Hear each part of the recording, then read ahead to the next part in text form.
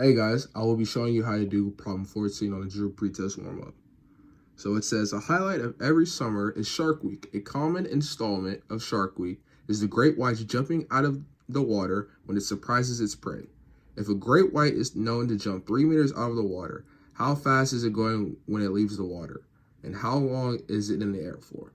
So for the first part of the equation, we're trying to find the initial velocity because it says how fast is it going when it leaves the water.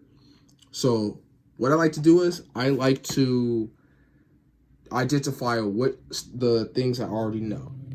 So we're trying to solve for V1, V1 because that's what we're trying to solve for.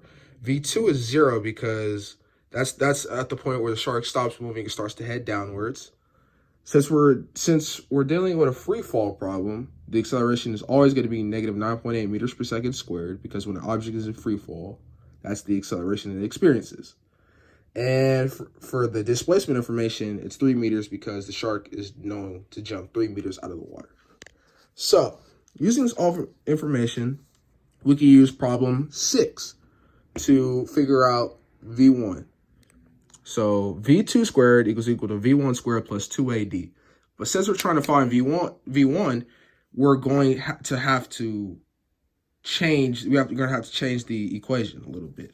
So to get V1 by itself, you just subtract 2AD and you get V2 squared minus 2AD is equal to V1 squared.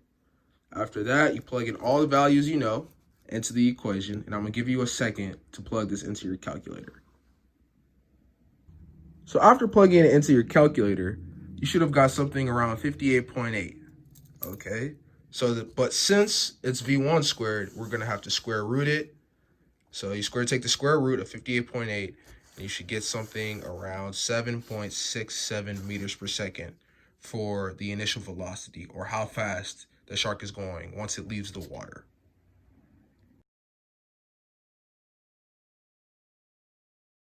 So for the second part of the equation, we are trying to find out how long it's in the air for. So we already know basically the distance information. We know the initial velocity V1 given from the problem before is 7.67 meters per second. Always in a free fall problem, you're always going to have an acceleration of negative 9.8 meters per second squared. V2 is still 0, and now we're trying to figure out the time information for how long the shark was in the water. So we should be able to use equation, I believe, 3 to figure out, basically, that gives the time information, because we have V2, we have V1, we have the acceleration, but we don't have time.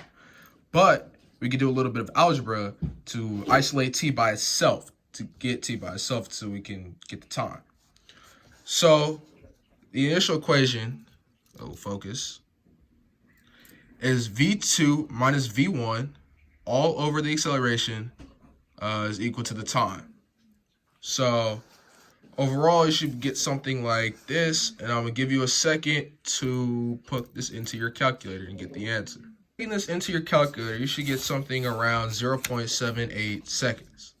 So the time the shark was in the air for was a total time 0.78 seconds, which is extremely fast. So now we basically have everything. The displacement information, 3 meters. The initial velocity, 7.6 meters per second. The acceleration, which is always going to be negative 9.8 meters per second squared in a free fall problem. V2 is 0, and the time is 0.78 seconds. And I would personally like to thank you for watching my little video on how to do problem 14. I hope you guys found this helpful, and I hope you guys do well in the final. Good luck, guys, and I'm out. Peace.